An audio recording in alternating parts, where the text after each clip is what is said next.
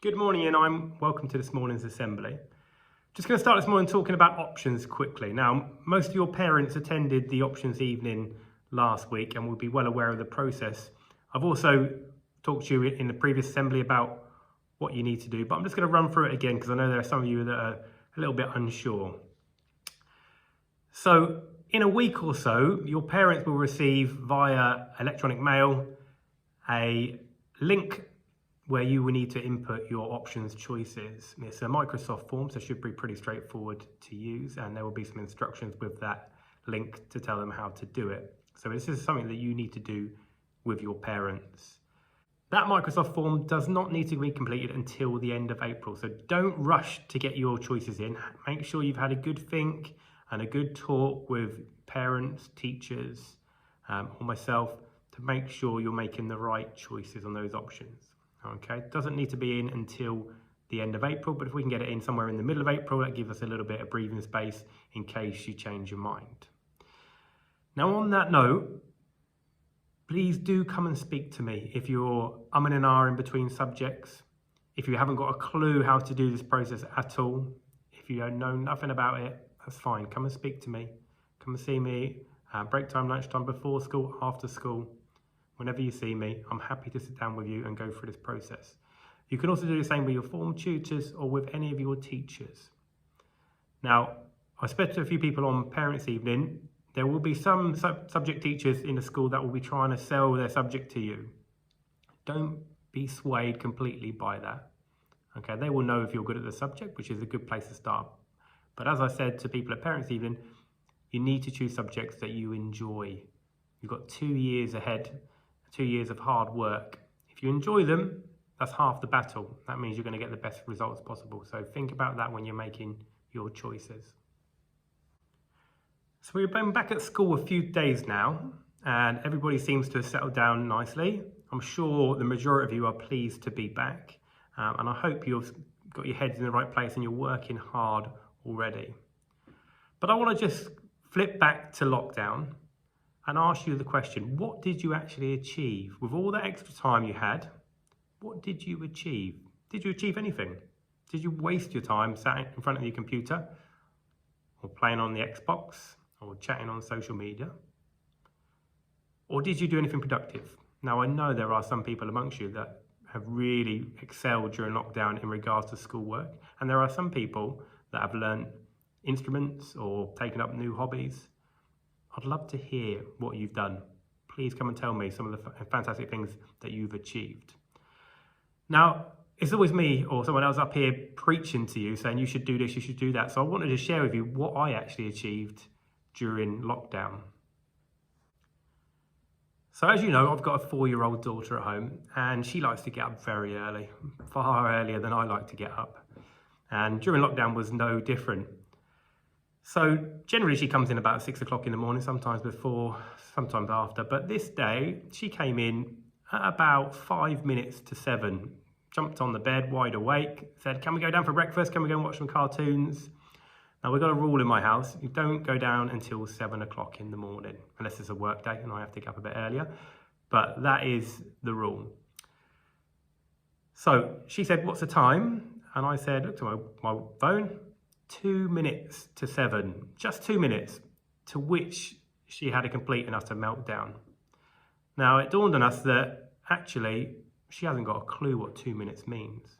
We could have said 2 hours, it would have been exactly the same position. She still would have been kicking and screaming and shouting the house down. She does get hungry. So we started thinking, how can we solve this? Now, obviously we thought we could buy her a watch, but children don't have any concept of time until they get to about the age of 6. So we set about searching for something online. What can we do to solve this problem? What's somebody done already? Because clearly there's brainier people out there than me. They must have solved this problem. And we looked for a long time and eventually stumbled across a watch in a company in America. Now, at the time, they didn't sell these watches in the UK. Otherwise, I would have snapped one up and that would have saved us a lot of hassle. So we thought, what can we do? So decided I'm going to recreate their watch and sell it in the UK. And that's where Maisie Watches came from. So I'll tell you where we're at now. I'm at a stage where I am now the owner of a watch manufacturing business, or watch brand, should I say. And we are just about to launch a product and start selling them. But I'm going to tell you how I got here, because I didn't study business studies at school. I don't have any background in business or manufacturing or design or anything along those lines. I'm just a PE teacher, but I do enjoy design. I enjoyed art at school.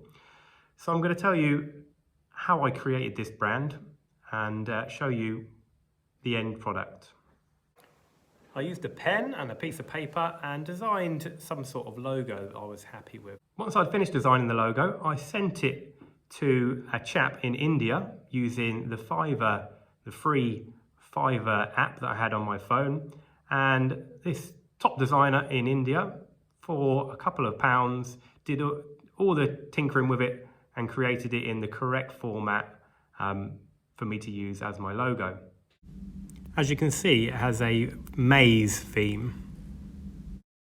The next step was to find the images to go on the face of the watch.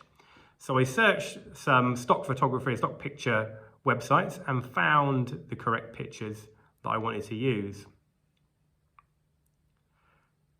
So I did that. I then used the same app again, the Udoodle app, to design the color wheel to go on the watch face. And you also use that app and an app called Pro Knockout to just cut and paste those pictures of the animals and the color wheel into the shape of a watch face. I then contacted another designer, guy in India, via Fiverr, and he put the images together as a watch face and sent me back as one design in the correct format. Again, the artwork only cost me a couple of pounds. I then used the app Alibaba.com app to search for watch manufacturers. Now, there are hundreds of watch manufacturers, mainly in China, on the app. So I searched through for quite a few days until I found the few manufacturers that I thought would make a good job of designing the type of watch that I wanted. So I contacted them, asked for quotes, compared those quotes and the type of watches that they had, and eventually decided on a manufacturer that I was going to use. Now, there were two manufacturers that I preferred. However, they wanted me to purchase over 1,000 watches initially. Now, I don't know, at this stage, I don't know if they're going to sell very well, but I didn't want to splash out huge amounts. So I found a manufacturer that was happy to me to buy in slightly lower numbers of 500 watches, 250 of each design that I designed. I set about designing the watch strap for both of the watches and the case needed to house the watch. So I had to find out what is popular. What do children like on their watches? So I used the Amazon app to search the most popular watches for children and decided that dinosaurs and unicorns were the most popular or the highest selling products or watches on the app. So that set me about looking for suitable pictures for my watch strap. I then went back to those websites with the images like the ones I found for the watch face and searched for dinosaurs and unicorns and found some pictures that I really liked and I thought would be good on the watches. I then used my apps again to design them, to cut and paste the pictures into the shape of a watch strap, and then again I sent them off to another designer. This one was in Bangladesh, and for a couple of pounds overnight he created the watch straps. I then set about designing the case and the back of the case with all the information, and realised that there were a few legal things that I needed to get right for me to be able to sell my watches in the UK. So, for example, they had to have a CE mark, and to get that, I needed to jump through a few hoops in making sure I had all the information I needed and creating a document that could be presented to anybody should there be any issues. I also needed to put some different logos on the back of the watch regarding, on the back of the case regarding how to dispose of batteries and those types of things. They're all legal things that I didn't know before, but with a little bit of Googling, I found out. So Once I had the information, I designed the back of the watch again using the same apps as before, and I sent them off to one of the designers I'd previously used, who was able to quickly knock it up into the correct shape and size for the packaging that I'd chosen. So I sent all the designs off to my manufacturer in China, and he said, give us a few weeks and we'll get it done. So a few weeks gone by, he sent me some photos of some beautiful looking watches. Said, are you happy with that? To which I said yes. And then they set about manufacturing 500 of my watches. In the meantime, I had to work out the logistics of getting them from China to the UK. So ended up using FedEx. I had to find out a little bit about customs and duty and VAT, which is quite a big percentage of what you pay to bring them into the country. So I set all that up. I had to get a special number from the government so that I can import things. All these things I didn't have a clue about before, but with a little bit of Googling, knowing where the right information would be, I was able to put that all together. So about 6 weeks later, I had a delivery. I then sent off those watches, 2 of them, one of each type, to a photographer up in Manchester who I found on the Fiverr app. Now I'm using Fiverr because the services are cheap. Even though it's still the UK, I asked a couple of photographers who were local to me, and they were going to charge about between £300 and £600 to photograph my watches. Now, I can't afford that. So for about £30, I had the watches photographed up in Manchester. He then posted them back and sent me my digital images, which I'll show you now.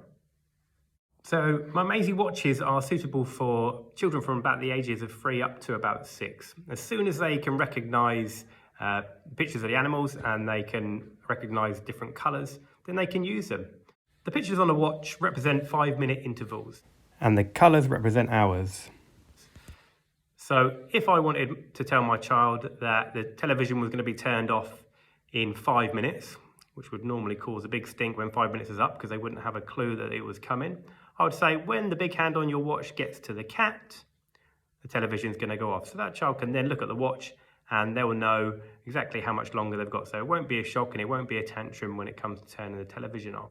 My next step was to design the website. But with no experience of website design, I used the WordPress platform and lots of Googling to finally create a website that I was happy with. Now, I'm sure I'm going to be tinkering with it for weeks to come until I'm 100% happy with it, but we've got a working website with all the information that I needed. Again, I had to Google to find out what I needed on my website in regards to terms and conditions, information to make it legal. Obviously, I have to worry about GDPR and those types of things. But now I'm done. I also have a payment gateway so I can actually accept payments, and that took a little bit of getting right. We've been doing some test payments this week to make sure it was going ahead, and I kept having cards decline, so it wasn't working. But we are just about ready now to go live. The next challenge for me is to learn a little bit more about social media. So we've got my business pages, but I don't really know how to go about using them to sell my products. So I've got a bit more research to do. I've got a couple of audiobooks that I'm going to listen to, but it's just a side project or a side hustle, as you might hear it said on TikTok or Instagram. So if I make a little bit of money out of it, fantastic, but I've learned an awful lot and I've enjoyed the process. So I feel like I've had a successful lockdown. It hasn't been amazing. We know that life has not been fantastic, but I feel like I've achieved something. Now, I hope you guys feel that you have. I've said this before, I will say it again. You guys get so much time with your school holidays where you don't have anything to do at all. Make the most of it. Learn new skills. Set up new projects. Do things that are actually going to enhance your life and your employability moving forward. You're not going to get this time again. Now, had we not had lockdowns, I wouldn't have had the time to do what I've done. And you guys have that opportunity for the next couple of years while you're in education to use that time, that extra time, wisely. Make sure you don't waste it. Okay, that's all from me today. If you get a chance, check out my website, www.maisiewatches.com, or like me on social media, Facebook and Instagram. Let me know what you think. If you think I could make any improvements to the website then, or the social media, then do let me know. And if you can help, be interested to hear from you. Have a great day.